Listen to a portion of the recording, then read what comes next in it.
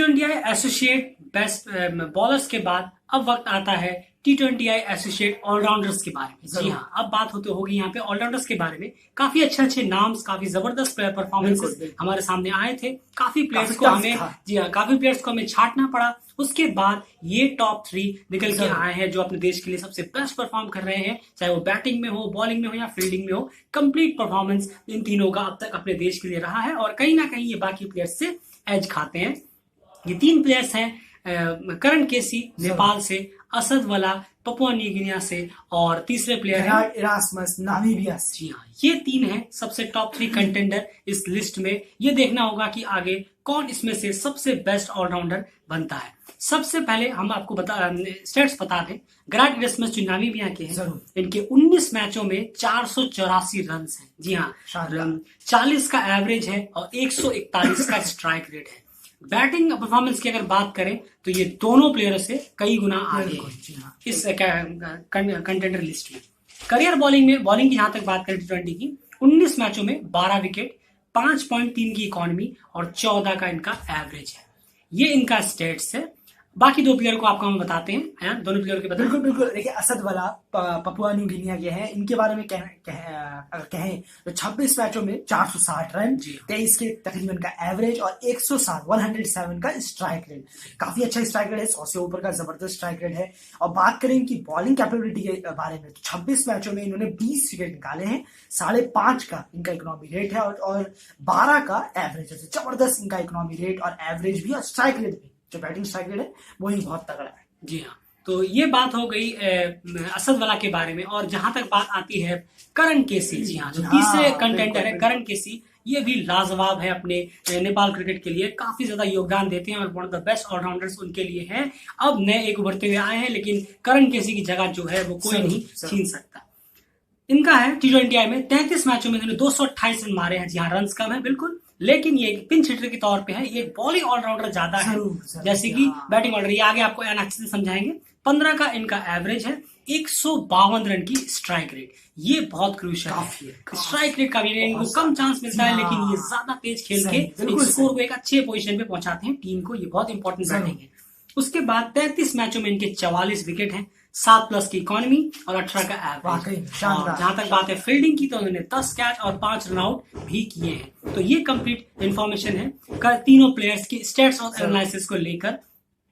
अब इनमें से सबसे बेस्ट जो होंगे वो कौन से ऑलराउंडर होंगे, जो T20I एसोसिएट देशों में सबसे बेस्ट ऑलराउंडर्स की जो हम बात कर रहे हैं, इन तीनों में से वो कौन से हो सकते हैं। सबसे पहले हम जानना चाहेंगे यान, तीसरे नंबर पे किसे आपने रखा है और क्यों, फिर उसके बाद दूसरा और एक नंबर। देखिए, जो तीसरे पे है वो यहाँ पे कहीं ना कहीं मैं एक करण केसी को देना चाहूंगा, क्योंकि कहीं ना कहीं अगर बात है थोड़ी बैटिंग अगर आपको मिल जाए, अगर आप थोड़ा बैटिंग आप कर पाए, स्ट्राइक रेट आपका बहुत जबरदस्त है, यानी कि आप काफी नीचे आते हैं और जबरदस्त खेलते हैं, पर फिर भी एक प्रॉपर ऑलराउंडर की हम यहाँ बात कर रहे हैं। हम कोई स्पेसिफिक की बात नहीं कर रहे कि बैटिंग ऑलराउंडर कौन सा अच्छा है, बॉलिंग ऑलराउंडर कौन सा अच्छा है। All rounder complete package. बिल्कुल, तो कहीं ना कहीं इसमें थोड़ा सा पिछड़ते हुए आ रहे हैं। बॉलिंग में बहुत जबरदस्त है। अगर हम यहाँ बात करते हैं बॉलिंग ऑलराउंडर की, जिनका नाम आता है, फील्डर बेहतरीन जबरदस्त है, इसमें कोई दोहराई नहीं है।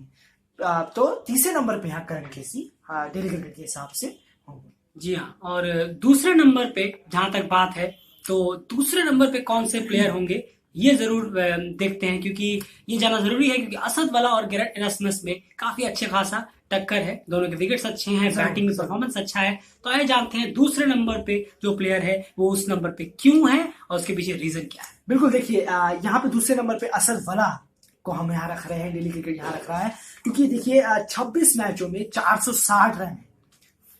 460 रन जो हम चाहिए ऑलराउंडर का, एवरेज भी 23 का है, पर यहाँ रन है, विकेट भी है। 26 मैचों में 20 विकेट है, बॉलिंग एवरेज 12 का है। तो ये देखिए पूरा हिसाब बराबर का है। यहाँ पे विकेट भी निकालते हैं, रन भी मारते हैं, स्ट्राइक रेट भी 100 से ऊपर का है। Proper T20 batsman. यही हम आपको बता रहे थे कि कंपैटिबिलिटी जब ऑलराउंडर क्या बिठाते हैं तो आप ऐसी बात नहीं करेंगे कि नहीं कि बैटिंग ऑलराउंडर है या बॉलिंग ऑलराउंडर, ऐसा नहीं होता। ऑलराउंडर मतलब एक कंप्लीट ऑलराउंडर। वो बैटिंग में, इकोनॉमिकली, स्ट्राइक रेट, एवरेज, सारी चीजें नापने के बाद ही एक रैंक डिसाइड की जा सकती है। ऐसा हमारा मानना है, ये हमारा ओपिनियन है। सेकंड नंबर पे असद वाला होंगे और तीसरे नंबर पे करण केसी, क्योंकि बैटिंग में कहीं ना कहीं असद वाला उनसे ऊपर है ओवरऑल कंपटीशन में। तो उस हिसाब से सिंपल सी बात है कि नंबर 1 होते हैं गेरार्ड इरास्मस नामीबिया के। जहाँ क्यों होते हैं ये हम बता देते हैं। कहीं ना कहीं 19 मैचों में 484 रन, 40 का एवरेज और 141 का स्ट्राइक रेट। जी हाँ, वही जैसे आपने बताया था अपने पहले की वीडियो में, बिल्कुल 40 प्लस के एवरेज वाले कितने प्लेयर्स हैं T20 आई में, गिन सकते हैं। जी हाँ, आप उंगलियों में गिन सकते हैं। उनमें से एक ये भी है, लेकिन यही प्रॉब्लम है कि ये छोटे देश से हैं तो इनका कोई नाम नहीं होता, क्योंकि टेलीकास्ट नहीं होता, क्रिकेट नहीं आता, तो कोई इनके बारे में बात नहीं करता। जी हाँ, बिल्कुल बिल्कुल सही कहा आपने। अभी बहुत सारी साइटें हैं जहाँ पे फालतू का चल रहा है, फालतू की डींगे हाँक रहे हैं, लेकिन T20 आई में इनका 19 मैचों में 12 विकेट भी है। देखिए 5.30 का यहाँ इनका इकोनॉमी रेट है और एवरेज भी 12 का है। मेरे ख्याल से बॉलिंग इकोनॉमी भी सबसे बेस्ट है तीनों के मुकाबले। बिल्कुल जी हाँ, बिल्कुल है, क्योंकि कहीं ना कहीं इसलिए तो इसे कहते हैं ना प्रॉपर ऑलराउंडर। यहाँ पे अंधे होके नहीं देखना होता है कि अरे ये मेरा फेवरेट है या ये मुझे पसंद तो है, यही जीतेगा, यही अच्छा है, ऐसा नहीं होता। तो फिर आप रियल क्रिकेट फैंस कहाँ हुए? तो आप ये एडमिट करिए कि हाँ नहीं, हम अपने देश के प्लेयर्स को ही सपोर्ट करेंगे, हम तो बाकी देश भी वही करते हैं, तो फिर क्या फर्क रह गया रियल क्रिकेट फैंस में और प्लेयर को सपोर्ट करिए, प्लेयर को सपोर्ट करिए, क्रिकेट को सपोर्ट करिए। तो उस हिसाब से अगर आप स्टेट से सब कुछ कंपेयर करेंगे तो गेरार्ड इरास्मस नामीबिया के इस वक्त T20 आई में सबसे बेस्ट ऑलराउंडर साबित हो रहे हैं, और वो हमारे हिसाब से, हमारे ओपिनियन के हिसाब से वो नंबर 1 ऑलराउंडर इस वक्त है T20 आई एसोसिएट देशों में। एट द एंड अयान, आप क्या कहना चाहेंगे इस कंप्लीट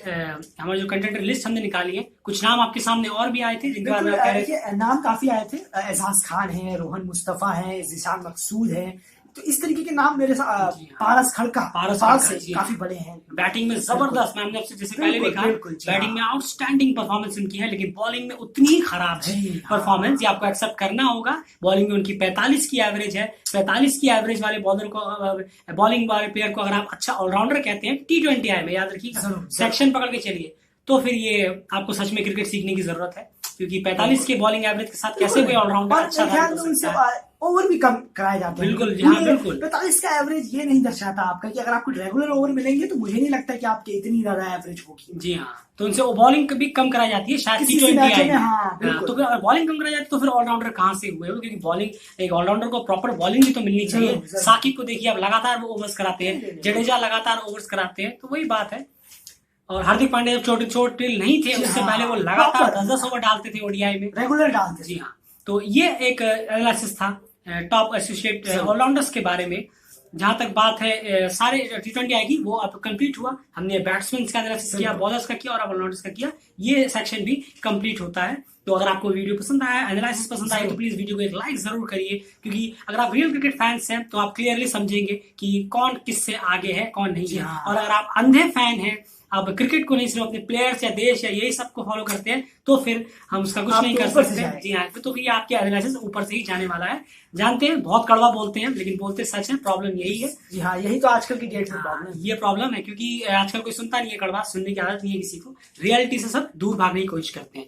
हमें उम्मीद है कि आप रियल क्रिकेट फैन जरूर हैं, समझेंगे इस एनालिसिस को। वीडियो को लाइक करके चैनल को सब्सक्राइब जरूर कर लीजिए, क्योंकि लगातार ऐसे ही क्रिकेट अपडेट्स और एनालिसिस इन्फॉर्मेशन सब लाते रहते हैं, स्पेशली उन देशों का जहां पर ना क्रिकेट पहुंचता है ना वहां के प्लेयर्स की कोई बात करता है। एट द एंड अयान, आप कुछ कहना चाहेंगे एसोसिएट टीम्स के लिए? कोई एक लाइन बोलूंगा।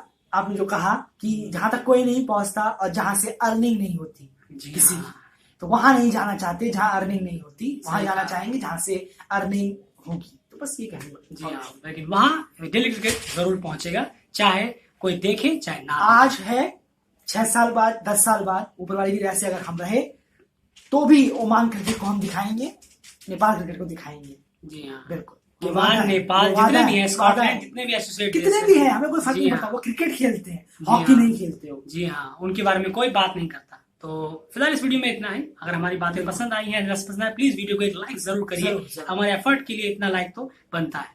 फिलहाल इस वीडियो में इतना ही। नेक्स्ट वीडियो की जहां तक बात है उसके बारे में हम आपको अगले वीडियो में अपने जरूर बताएंगे, क्योंकि काफी ज्यादा एनालिसिस करने के बाद ही हम आपको बता पाएंगे कि नेक्स्ट वीडियो हमारा कौन सा आएगा। लेकिन जो भी आएगा बहुत ही धमाकेदार आने वाला है। जो सबसे ज्यादा हटके होगा, सबसे ज्यादा सरप्राइजिंग होगा, जब भी आपको नोटिफिकेशन मिलेगा। नोटिफिकेशन तब मिलेगा जब चैनल को सब्सक्राइब करेंगे। फिलहाल इस वीडियो में इतना ही। बाय।